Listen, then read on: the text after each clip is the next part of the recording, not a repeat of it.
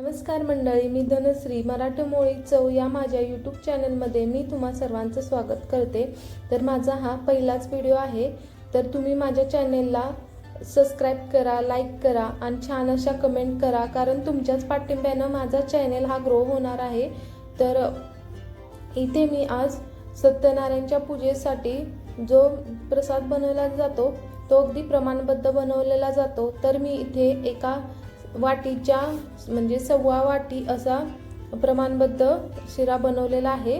तर बघा, इथे मी ह्या वाटीने मोजून रवा घेतलेला आहे, जाडसरच रवा वापरायचा आहे। साखर 1.25 वाटी घेतलेली आहे, तूप, काही ड्रायफ्रुट्स आहेत, एक पिकलेलं केळ, तुळशीपत्र आणि दूध आणि पाणी मी असं 3.25 वाटी प्रमाण घेतलेलं आहे। तर तुम्ही फक्त दूध वापरू शकता किंवा फक्त पाणीही वापरू शकता, पण दुधाने किंवा पाण्याने असं मिक्स वापरायचं आहे, म्हणजे रवा हा चांगला होतो। तर आता इथे मी कढई गरम केलेली आहे, तर त्यामध्ये जे तूप आहे ते सर्व टाकून घ्यायचं आहे। तूप थोडं गरम झालं की त्यामध्ये जो रवा आहे तो घालून घेतलेला आहे। तर रवा हा दाटसरच वापरायचा आहे, त्यामुळे प्रसाद अगदी छान होतो। तर अगदी बारीक रवा असतो तो नाही वापरायचा। तर आता हा रवा टाकल्यानंतर त्याला चांगलं भाजून घ्यायचं आहे। रवा चांगला भाजला की मग आपला जो प्रसाद आहे किंवा शिरा बनवतो आहे तो चांगला फुलला जातो। तर बघा, आता रवा इथे चांगला भाजलेला आहे।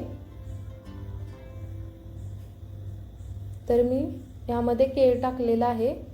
तर केळ रवा थोडा भाजत आला तेव्हाच टाकून घ्यायचं आहे, म्हणजे केळ टाकल्यानंतर ते काही वेळाने काळं होतं, तर हे आत्ताच टाकलं तर मग ते असं काळं होणार नाही।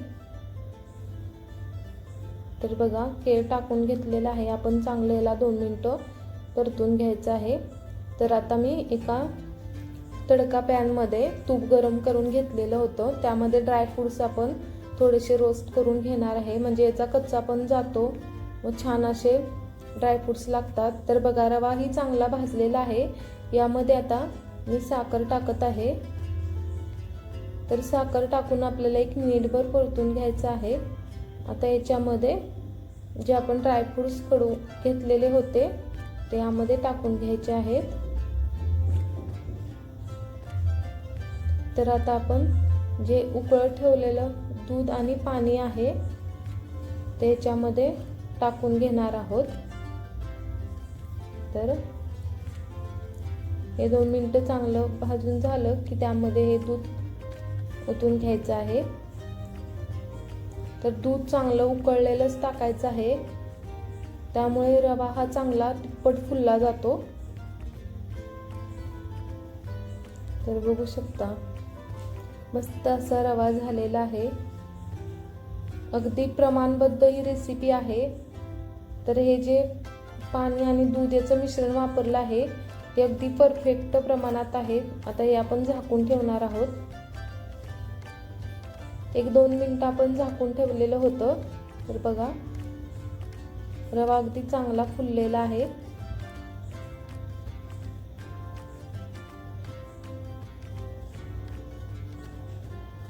तर अशा पद्धतीने रवा केला तर हा काही तास असाच मऊसूत चांगला राहतो व अगदी मोकळाही होत नाही।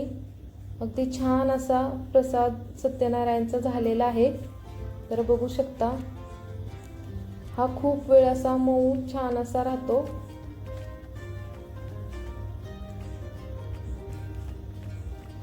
तर सत्यनारायणचा प्रसाद आपण बनवलेला आहे। तर तुम्ही पण हा प्रसाद नक्की करून बघा व मला कमेंट करून नक्की सांगा तो कसा झालेला आहे। तर हा काढून घेणार आहोत। तर तुम्हाला माझी रेसिपी आवडली असेल याची मला खात्री आहे।